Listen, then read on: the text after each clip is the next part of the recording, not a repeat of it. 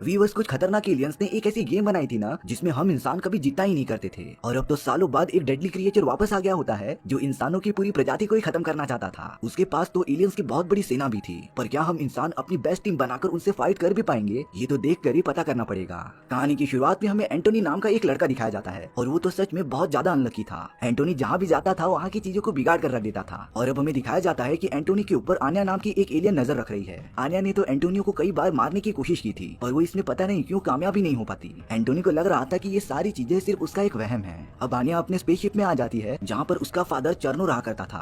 दरअसल चर्नो एक बहुत ही खतरनाक एलियन होता है जो सालों पहले अर्थ पर आया था हम इंसानों की प्रजाति को खत्म करने के लिए। परवेलो नाम के साइंटिस्ट ने अपनी एक टीम बनाई जिसकी मदद से वो चर्नो की सेना से लड़ाई करने चला गया था। चर्नो के पास तो कुछ ऐसी एलियन टेक्नोलॉजी भी थी ना जो बड़े बड़े फायरबॉल्स की तरह होती है, और वो तो अपने सामने आने वाले किसी भी चीज को डिस्ट्रॉय कर देते थे। लेकिन उस टाइम पर वेलो ने अपनी टीम के साथ मिलकर चर्नो को हरा दिया था। लेकिन उस हमले में चर्नो पूरी तरीके से मरा नहीं होता, बस उसकी पावर्स आधी हो चुकी थी। अब हमें पता चलता है कि चर्नो ने ही अपनी बेटी आन्या से एंटोनी को मारने के लिए कहा था, क्योंकि एंटोनी के बॉडी में प्रोटो जीन्स मौजूद थे, और ये जीन्स सच में बहुत ज्यादा पावरफुल होते हैं। लेकिन ये सारी बातें अभी तक एंटोनी को पता ही नहीं होती हैं, और अब चर्नो को वही सारे प्रोटो जीन्स चाहिए थे जिससे कि वो अपनी सारी पावर्स को वापस ला सकता था। अब हमें शहर के ऊपर एक बहुत बड़ा स्टेडियम दिखाया जाता है जिसमें कि एलियंस और इंसानों के बीच एक बहुत ही तगड़ा गेम चालू होता है जिसे कॉस्मो बॉल कहा जाता था। ये गेम थोड़ा सिमिलर होता है फुटबॉल से, पर इसमें तो जरा सी भी गलती होने पर जान जाने का खतरा था। स्टेडियम में तो बहुत सारे लोग काफी इंजॉय करते रहते हैं। ताज्जुब की बात ये थी कि अभी तक एलियंस और इंसानों के बीच इंसान एक भी मैच नहीं जीते थे, और वो सब तो हमेशा की तरह आज भी हारते ही जा रहे थे। लेकिन अब पूरे स्टेडियम पर चर्नो ने अपने फायरबॉल का यूज करके हमला कर दिया था, जिससे कि पूरे स्टेडियम के गेम को जो मैनेज कर रहे थे वो लगातार फायरबॉल की मदद से मारे जाते हैं। वेलो भी अपनी इंसानी फॉर्म में उसी जगह पर मौजूद था जिसने चर्नो को सालों पहले हरा दिया होता है। चारों तरफ तबाही ज्यादा होने की वजह से वेलो ने पूरे कंडीशन को पहले शांत किया, और अब उसने चर्नो के फायरबॉल्स को डिस्ट्रॉय कर दिया था। हालांकि एलियंस और इंसानों का वो मैच थोड़ी देर के लिए रद्द कर दिया जाता है, पर सारी चीजें नॉर्मल होने के बाद उनका वो अधूरा मैच वापस से स्टार्ट हो गया था।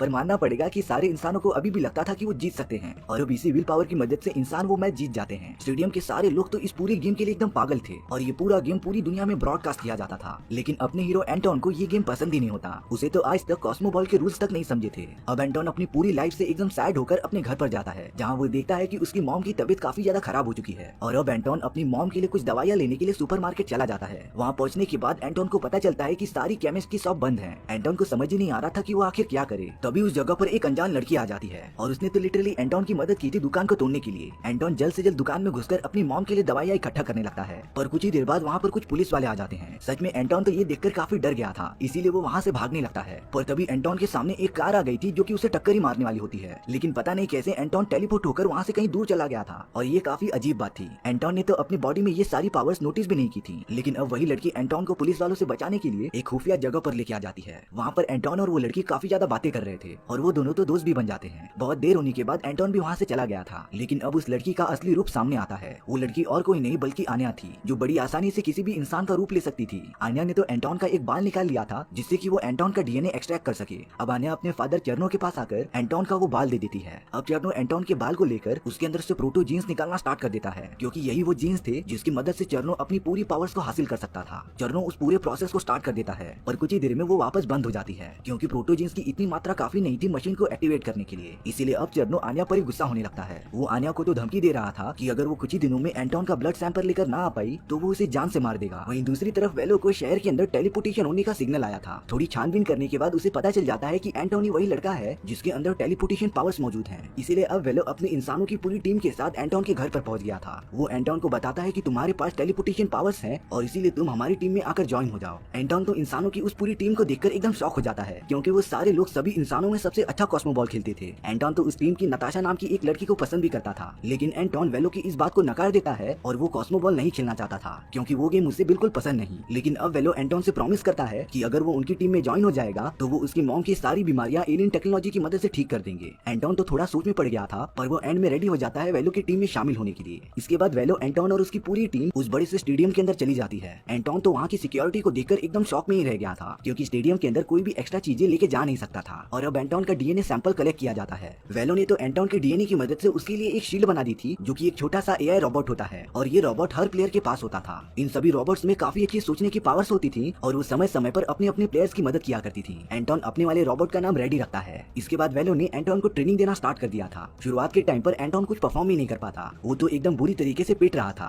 एक टाइम पर वेलो को लगा कि कहीं उसने गलत मेंबर को तो ज्वाइन नहीं करा दिया, लेकिन कई दिनों की ट्रेनिंग के बाद एंटोन धीरे धीरे इंप्रूव होना स्टार्ट हो जाता है। उसने तो बहुत सारे अच्छे अच्छे प्लेयर्स को हराना स्टार्ट कर दिया था। साथ ही साथ वो अपनी टेलीपोर्टेशन पावर्स को भी कंट्रोल करना सीख जाता है और अब एंटोन को देखने से लग रहा था कि वो सबसे ज्यादा पावरफुल है। वेलो को भी एंटोन पर भरोसा हो गया था और अब वो एंटोन को एलियंस के साथ होने वाली अगली मैच में खेलने के लिए कहता है, जिसमें भी एंटोन अपनी गेम की मदद से अच्छा परफॉर्म करने लगा था। अब यहाँ पर वेलो अपनी अपनी कम्युनिटी के बहुत सारे एलियन के साथ मिलता है ताकि वो सब एंटोन की माँ को ठीक करने के लिए दवा ढूंढ सके। लेकिन वो सारे एलियंस वेलो की मदद करने से इनकार कर देते हैं क्योंकि वो कभी भी इंसानों के मामले में इंटरफेयर करते ही नहीं थे। लेकिन अब ये सारी बातें एंटोन भी छुपकर सुन लेता है, जिससे कि एंटोन को पता चल जाता है कि वेलो उसकी माँ को ठीक नहीं कर सकता और अब नताशा एंटोन को उसके घर पर छोड़ने के लिए जा रही होती है। देखकर ऐसा लग रहा था कि नताशा भी एंटोन को पसंद करने लगी है, पर एंटोन को तो सिर्फ इस वक्त अपनी माँ का इलाज ही दिख रहा था। इसीलिए जब नताशा एंटोन के साथ उसके घर पर पहुंचती है तो वो एंटोन को बिना बताए अपनी एक टेक्नोलॉजी की मदद से उसकी माँ को ठीक करने लगी थी। एंटोन की मॉम तो सभी मॉम की तरह अपनी बेटी की बढ़ाइयां करती जा रही थी, पर अब एंटोन को जरा सी भी होप नहीं मिल रही थी कि उसकी मॉम ठीक हो जाए। इसीलिए वो डायरेक्टली आन्या के पास चले जाता है। अभी तक एंटोन को इस बारे में पता नहीं चला था कि वो और कोई नहीं बल्कि एलियन है। आन्या तो एंटोन से काफी रोमांटिक बातें करने लगती है और वो दोनों तो अब काफी क्लोज भी आ गए थे।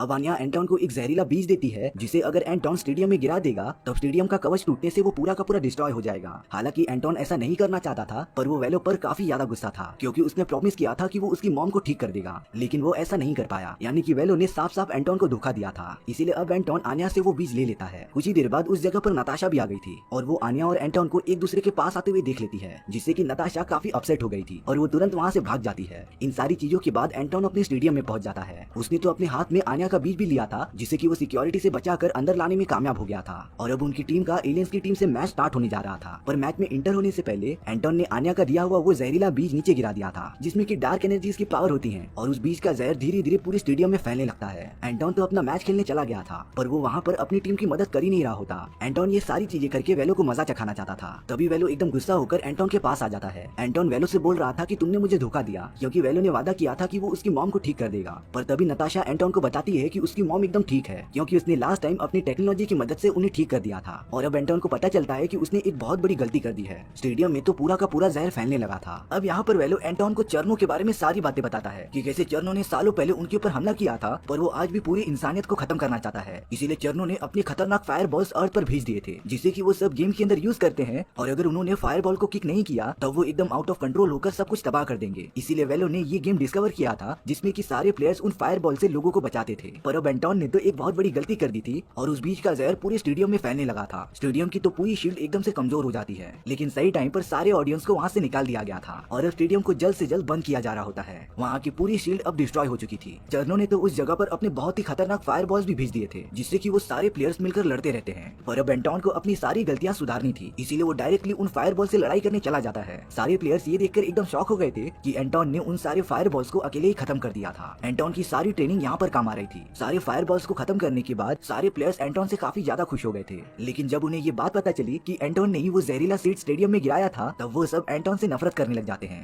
एंटोन तो एकदम गुस्सा होकर आन्या के पास चला गया था, पर तभी आन्या एंटोन को जहरीली गैस सुंघा देती है, जिससे कि एंटोन एक जगह पर ही रुक गया था और अब आन्या अपने एलियन के असली फॉर्म में आ जाती है। एंटोन तो उसे देखकर एकदम शॉक हो गया था। आन्या एंटोन को बताती है कि बचपन से उसके साथ जो भी घटनाएं घट रही हैं, वो और किसी ने नहीं बल्कि आन्या नहीं किए थे, क्योंकि वो एंटोन को जान से मारना चाहती थी। और अब आन्या एंटोन की बॉडी में से उसका ब्लड सैंपल निकाल लेती है, जिसे लेकर उसने अपने फादर चर्नो को दे दिया था। एंटोन की बॉडी से बहुत सारा ब्लड निकलने की वजह से वो तो बेहोश ही हो गया था, पर सही टाइम पर वहाँ एंटोन का शील्ड रेडी आ जाता है, जिसने अपने बॉडी से खून निकालकर एंटोन की बॉडी में ट्रांसफर कर दिया था। पर इससे अब वो भी एकदम कमजोर हो जाता है, लेकिन एंटोन तो एकदम से ठीक हो गया था। अब चर्नो के पास तो एंटोन के डीएनए के सैंपल्स थे, जिसका यूज करके वो अपनी बाकी पावर्स हासिल कर लेता है और अब उसने एक बहुत ही बड़ी क्रिएचर को जिंदा कर दिया था, जिसके अंदर जाकर वो उसे कंट्रोल भी करने लगता है। वो क्रिएचर बड़ा होने के साथ साथ काफी ज्यादा खूंखार भी लग रहा था और अब चर्नो जो कि उस क्रिएचर के बॉडी के अंदर होता है, वो बाहर निकल के तबाही मचाने लगता है। तभी चर्नो वेलो को टेलीपैथिक मैसेज भेजता है, जिसमें कि चर्नो वेलो को अपनी टीम में शामिल होने के लिए कह रहा था और अगर ऐसा नहीं हुआ तो वो भी सारे इंसानों की तरह मारा जाएगा। चर्नो तो उस क्रिएचर के साथ सीधा स्पेस की तरफ निकल जाता है, जिससे कि वो बहुत सारे फायर बॉल्स की मदद से पूरे अर्थ को डिस्ट्रॉय कर सके। लेकिन अब वेलो अपने कॉस्मो बॉल गेम की सारी टीम को इकट्ठा करता है और उन्हें हम इंसानों की प्रजाति को प्रोटेक्ट करने के लिए एक प्लान बताता है। अब वेलो और नताशा अपनी स्पेसशिप में बैठकर कहीं और चले गए थे